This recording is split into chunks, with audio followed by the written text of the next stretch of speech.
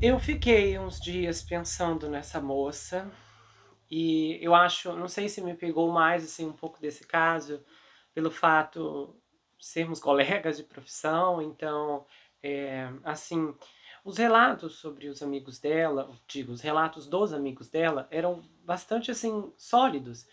Eu não ouvi nada exagerado, eu vi assim que ela era uma moça dedicada, que ela realmente se preocupava em ajudar as pessoas, que ela realmente gostava de atender, o que é um ofício muito delicado. Quem é da área sabe como atender é algo que você precisa sempre estar preparado, porque quando você passa a cuidar de pessoas, como eu faço através do meu trabalho, você lida com todo tipo de pressão, como vai encontrar uma solução, uma saída para resolver aquilo, para enfrentar tantos problemas, porque as pessoas chegam com tantos problemas.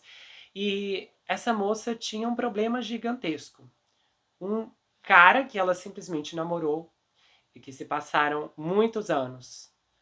E ainda assim, ele não conseguiu superar o término. Essas histórias têm contornos muito parecidos, porque especificamente quando situações como essa se estabelecem, situações de perseguição, em que o indivíduo obcecado não consegue mudar seu foco e ele está focado naquela pessoa, eu chego à conclusão que o final sempre acaba dessa maneira.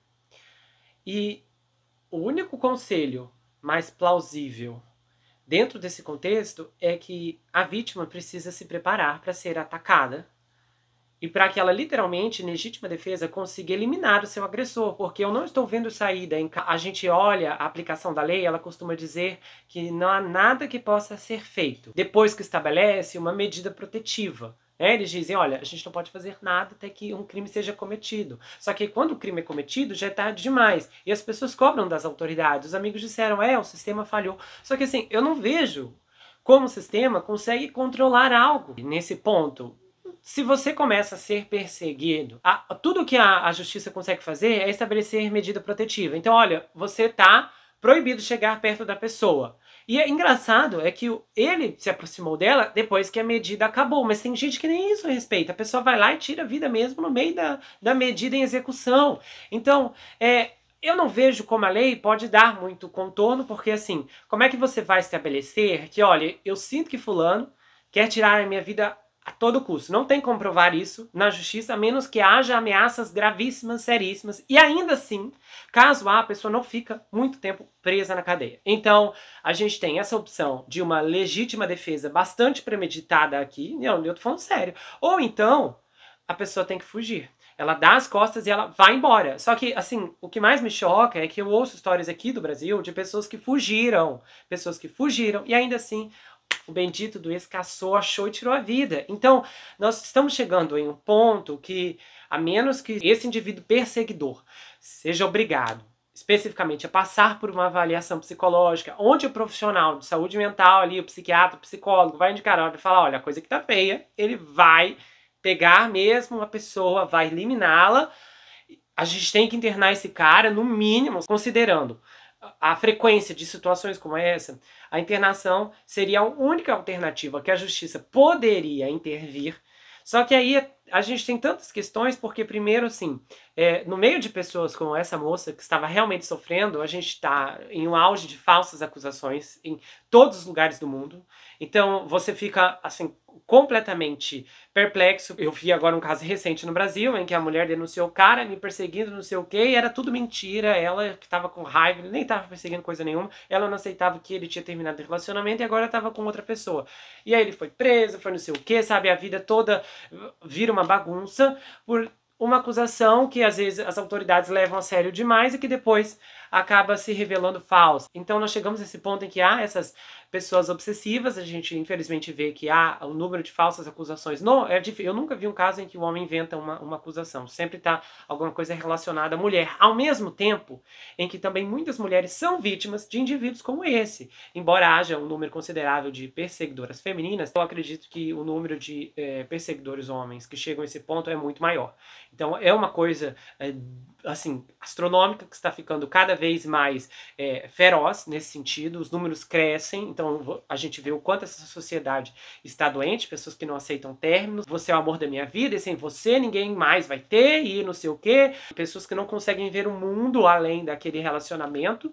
E assim, o mais preocupante não, o que mais me choca é que às vezes essas pessoas, que eu não consigo aceitar o término, também quando estavam juntos não valorizavam muito. A pessoa era mandona, ciumenta, tratava mal e depois não quer que termine, sabe? Às vezes é uma hipocrisia nesses perseguidores que me chama muita atenção.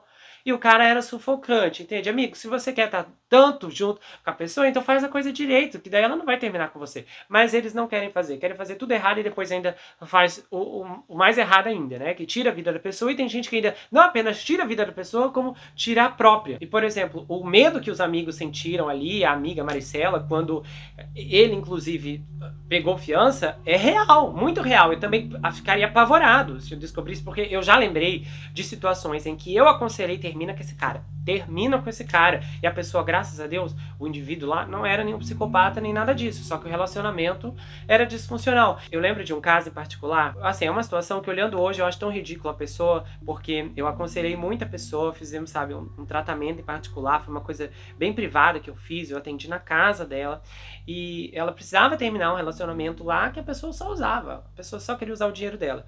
Resumindo, depois de tudo que fizemos, ela voltou com a pessoa.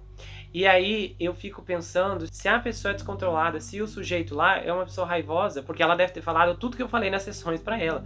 Entende? Imagina, o meu terapeuta disse isso, disse aquilo de você, que isso é abusivo, porque ela nomeava as coisas que aconteciam erradas no relacionamento. Obviamente, se a pessoa tá me falando um monte de coisa de errado, eu preciso expor. Isso aqui não funciona assim, isso aqui tá errado, isso aqui não tá certo, isso é abusivo, é tóxico, é violento, é agressivo, microagressão. E aí eu fico pensando nisso. E isso me chama muita atenção, porque eu já vi em situações que as pessoas ao redor ficam ameaçadas, e são ameaçadas por pessoas como Garrett. Antigamente, eu lembro que eu era mais destemido, pra falar a verdade. Eu realmente era bem aberto. A Amy aqui, eu vejo que, diferente de muitas vítimas, a Amy, ela fez a coisa certa. Depois que ela viu que o relacionamento não estava dando certo, ela terminou e não olhou mais pra trás. A gente não vê, eu vi volta e não sei o quê, sabe? Ela era uma moça, pelo menos pé no chão nessa área. Ela realmente seguiu em frente. Agora, tem pessoas que não, gente. Tem gente que não é, pessoas que voltam mesmo, como esse caso que eu falei pra vocês, que me indignou muito, sabe, de ter voltado, mas que pessoa que gosta mesmo de comer o pó, sabe, o pó da terra. E aí, eu penso muito nisso. Eu penso nisso porque você não sabe o dia de amanhã, a pessoa pode se virar contra você, principalmente assim, nas sessões, existem muitas verdades que precisam ser expostas. Existem muitas verdades, às vezes é alguém lá da família, a pessoa faz isso comigo, e você vai montando ali, você fala, olha, essa pessoa quer te ver, é no fundo do poço. Então assim, as coisas estão descontroladas, estão desenfreadas, e hoje em dia eu vejo que tá muito arriscado você se envolver com pessoas com esse tipo de circunstância, e também há o ponto que muitas vezes tem gente que começa um relacionamento, Garrett não parecia ser esse monstro no começo, e revelou só esse descontrole depois. Até porque quem imaginaria que ele ia ficar 10 anos perseguindo a Amy? Quem imaginaria uma coisa dessa? Como que vai passar uma coisa dessa pela cabeça? E aí é que tá. Quando as pessoas estão entrando em um relacionamento, elas não sabem quem realmente é o indivíduo que está na frente dela. Ela não conhece. Muita gente só vai conhecer depois. E aí é que tá, porque tem muitas vezes você conhece uma pessoa horrível, um monstro, mas não vai tirar a sua vida. E aí tudo bem. Teve alguns danos, uns prejuízos, perdeu uns anos da sua vida, ok, mas pelo menos você pode seguir em frente e vivo, sem temer qualquer tipo de situação de risco, sem achar que a pessoa vai te perseguir e vai tentar te arruinar.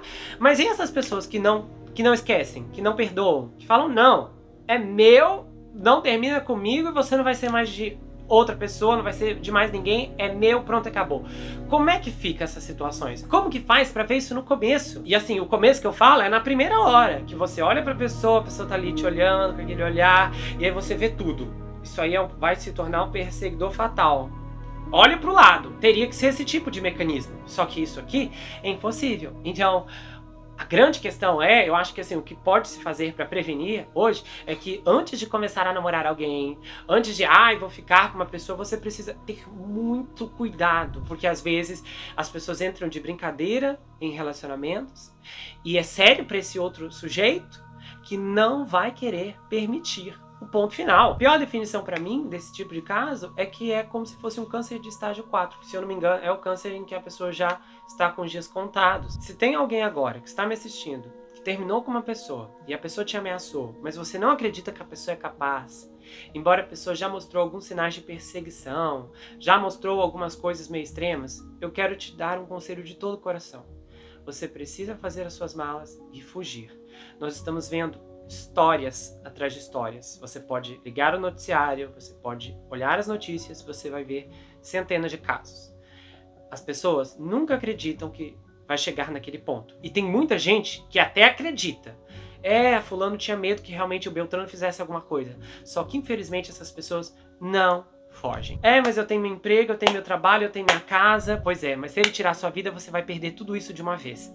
Então, o que é mais importante? Recomeçar do zero em outro lugar e permanecer viva, ou perder a vida com tudo que você tem? Porque, no final, pessoas como a Amy terão que fazer uma escolha. Ou elas fogem secretamente na noite mais escura, ou elas ficam para ver o que vai dar. Não seja otimista quando se trata de uma situação perigosa. Não tem lado bom em uma situação perigosa. Ou você corre, ou você fica. Infelizmente, na história recente, poucas pessoas que estão ficando estão sobrevivendo para contar a história.